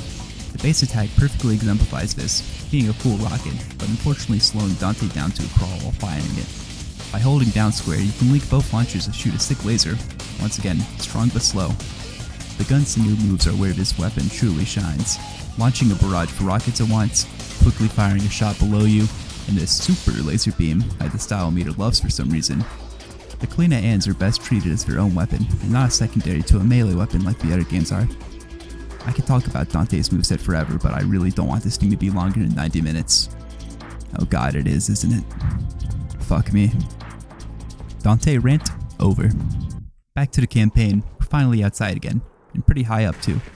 Dante's doing his thing, just doing some Dante shit, when V's shadows come to attack him one by one. You know, so it's fair. Hey guys, where you been? I thought you went back into Virgil. You're gonna wish you did. Oh, the wise guy Dante. Well, we're merely the discarded thoughts from when he was Michelangelo. No longer bound in his consciousness. We're here now to kill you of our own free will. Liberating! These fights are pretty cool because they only use the moves you've bought for him as V. So if for some reason you're a freak who wants these specific fights to be a little easier and a third of the game to be a lot harder, I guess you could skip out on buying any V moves. I'd think you're fucking weird, but you could do it. We start with fighting Bird, and he's not too bad. Most of his attacks have a pretty long wind-up time, so you have tons of time to dodge. He even turns into an orb after you hit him enough, so you have plenty of time to get free hits in. Oh yeah, there's a remix of a DMC1 song playing too, so that's pretty cool. This whole mission is sort of a homage to DMC1, fighting the bosses, fighting them multiple times. Timeout! Give me some timeout! Great. Can't wait for the rematch. Aw man, it's the Blood Elevator again. I gotta say, this is the worst form of public transportation I've ever seen.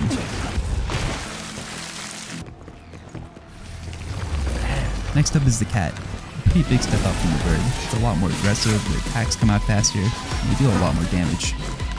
Don't overcommit to any long moves, and have Royal Guard ready for your best chances.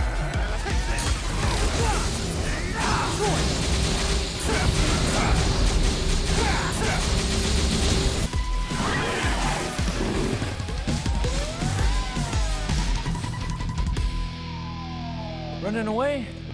Nah, didn't think so. This mission's unique in how much of it is optional. There's a bunch of things you can cut down that make the boss arena at the end of the level suck less. But if you don't care about all that, you can pretty handily just run straight from boss arena to boss arena. Speaking of which, next up we've got the bird and the cat at the same time. Whoa. This fight's pretty similar to the cat fight. The bird doesn't really add much challenge. It just means you need to dodge a little more. I guess he also adds quips to the fight. I probably don't even need to say it, but keep most of your focus on Shadow. He's the real problem here. Once one of them is low enough, they both retreat to prepare for one last duel. That couldn't stop you? Oh, you are so bad. One more round. It's like I'm back on Malay Island. Oh shit, it's pronounced Malay? I swear it was pronounced Mallet Island in DMC 1. Maybe I'm crazy. He has been preparing to open the gate on Malay Island. Oh, guess I was wrong. Oh well. After one more trip in the Qliphof's finest, it's time to take all the shadows on at once.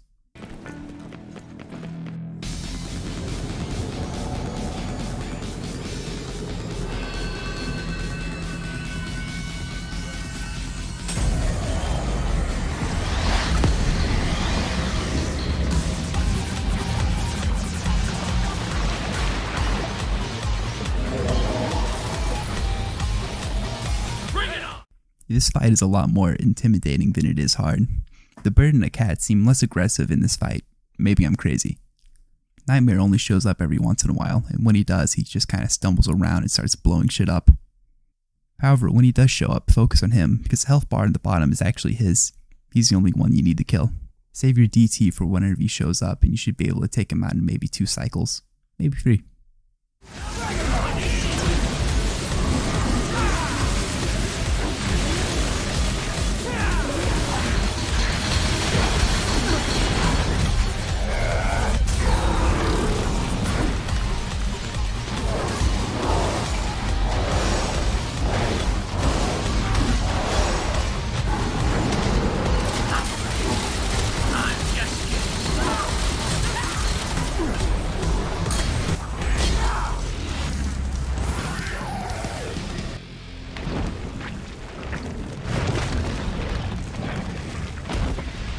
Should have known better. You got a good heart, but you're about as sharp as a marble. Perhaps. But if you had even a little bit of trouble defeating us, imagine what Virgil can do to you. Godspeed, Dante. You'll need it. Rest in peace, little chicken. It's been a bash.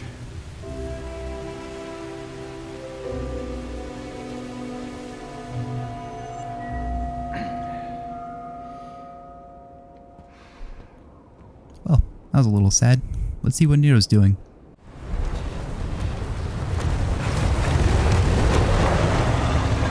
Nero, jump in!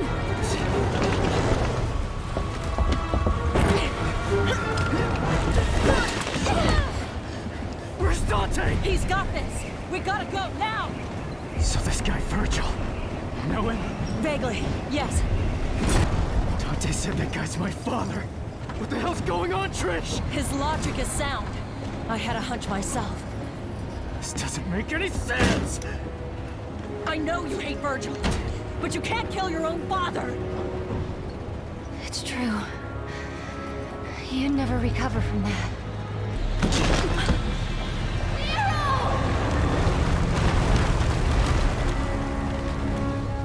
Meanwhile, Dante makes it to the end of the Qliphoth for the second time. Give me the Amato. If you want it, then you'll have to take it. But you already knew that. I had a feeling you'd say that. How many times have we fought? Hard to say. It's the only memory I have of us since we were kids.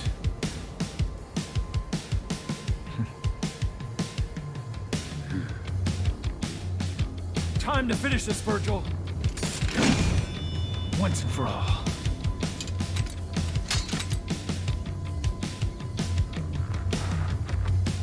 It's finally time for the showdown with Virgil. This is my favorite boss fight in any game ever, and by far the biggest challenge in this game. If you're not prepared, Virgil's gonna kick your shit in until there's no more shit to kick. He has 3 major phases, which activate every time Virgil loses approximately a third of his health. I really hope you learned how Royal Guard works because it is almost mandatory in this fight. Learn how to parry his basic attacks and you should be able to get through phase 1 pretty easily. He loves to retreat a bit and fire his summon swords at you, which are very easy to parry and can be used as fuel for your Royal Guard meter. If you hit him out of one of his moves, you can combo him for a bit, but be careful. He's really good at DI and gets out of them pretty easily.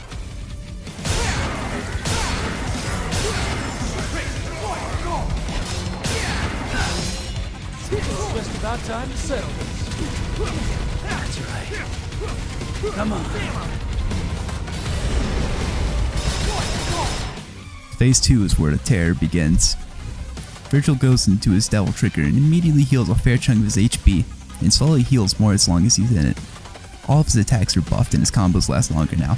If you get hit by one combo, you can easily lose half to 2/3 of your health bar. Don't move. Let's end this, Dante.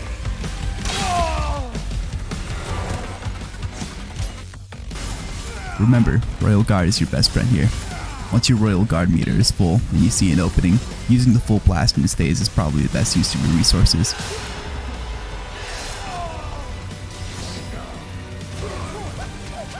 Eventually, he'll stop his all-out assault on you for a second and charge up.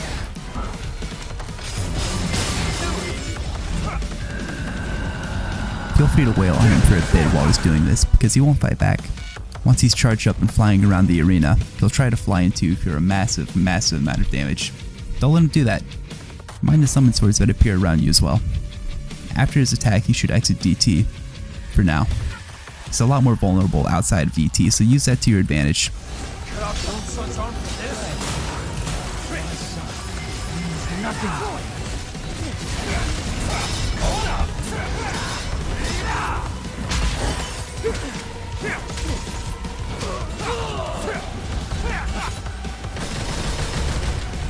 When he starts charging again, get the hell away. This is Judgment Cut, Virgil's ultimate move. Fortunately, it's pretty difficult to get hit by. Just leave the clearly marked radius and charge up your favorite range move to retaliate once he's finished. Once Virgil's almost down, he'll go into phase 3 and re-enter DT, and this time summon a clone. Focus on dodging and parrying during this. You'll almost never have a chance to get a good combo going because the other Virgil will more than likely knock you out of it, and kill you in the process. Once he's out of DT, you should be free to take him down. Think you can beat me? Not in a million years. Save that until you win, if you can.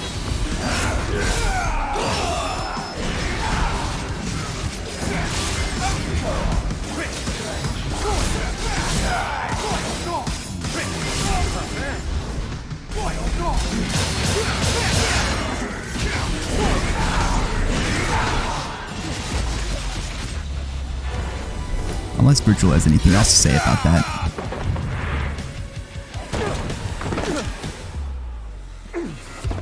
Nero is my son. Yeah, dumbass. Well, well. That was a long time ago. I guess you were young once too.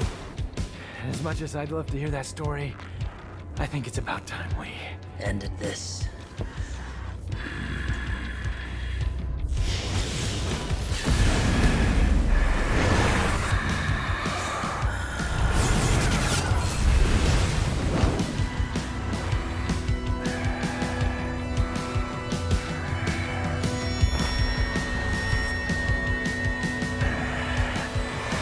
Dante and Virgil get ready to settle things once and for all, with one final clash when suddenly... Oh shit. Long hair guy?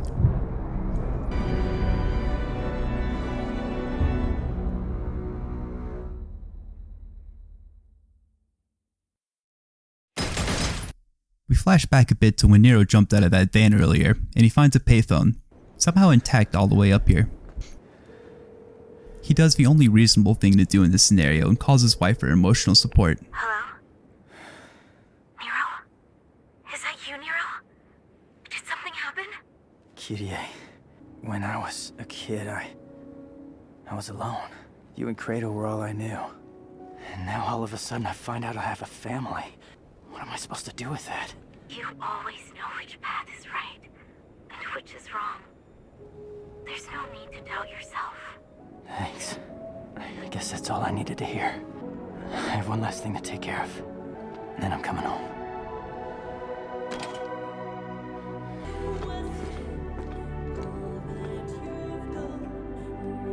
I couldn't protect Kratos. To this day, I hate myself for not having enough strength. But this time is different. I swear! I'm not letting you die!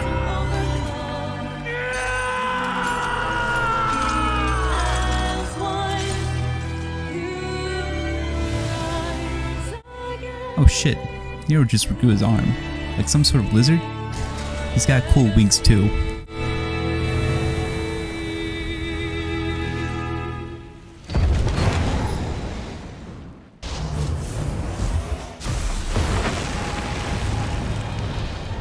Wait a second, he's the long hair guy? Nero stops the brothers from trying to kill each other and knocks them both back.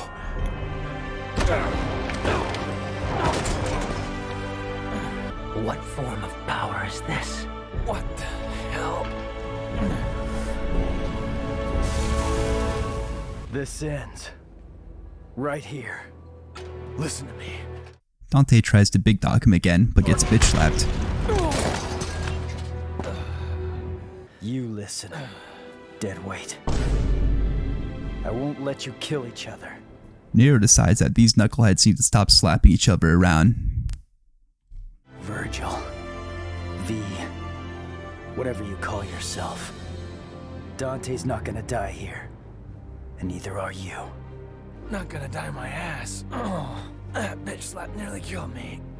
If I beat Nero, then by default, I beat you. Agreed, Dante? Whatever. I don't really care. I'm just gonna sit this one out. When this is over, I'll make you submit. Father.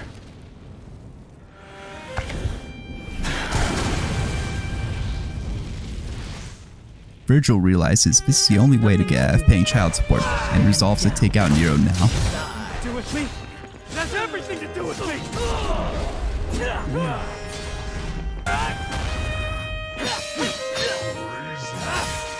no! Your turn!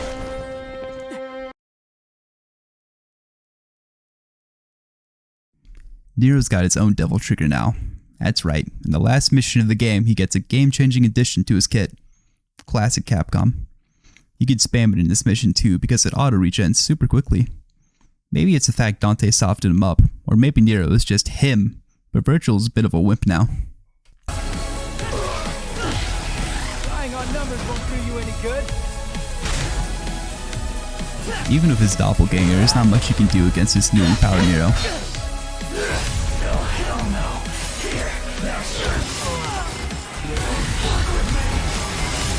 After slapping Virgil enough and giving him a taste of his own medicine, he goes down.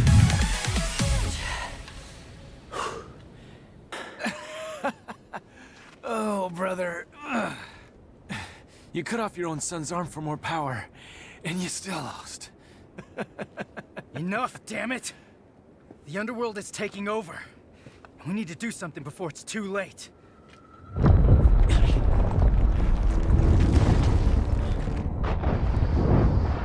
Hey, you lost, so you better do what he says. I can still fight, but if those roots continue to spread through town, it'll just interfere with our business. Virgil very reluctantly gives in and decides to join up with Nero and Dante to stop the demonic invasion. We need to sever the Qliphoth roots from the underworld itself. Then we'll seal the portal with the Yamato. Hang on. If you do that, you can't come back. Why do you think I'm going? Somebody's gotta keep an eye on your old man. You can't just expect me to stay here while you both go. It's because you're here we can go. We're trusting you with things on this side. Capiche? Make haste, Dante. Hey, wait!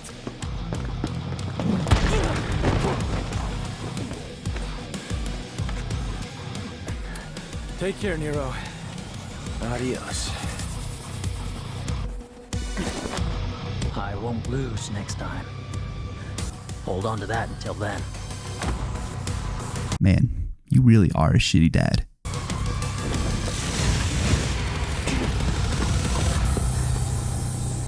Idiots. Well, that's Devil May Cry 5. You'd slap a few more demons in the credits, both as Nero and Dante, but that's the end of the story. A game of incredibly high highs and some moderately low lows. Oh yeah, I forgot to talk about Bloody Palace, or the Virgil campaign, or the Ladies' Night DLC that never happened. Well, goodbye.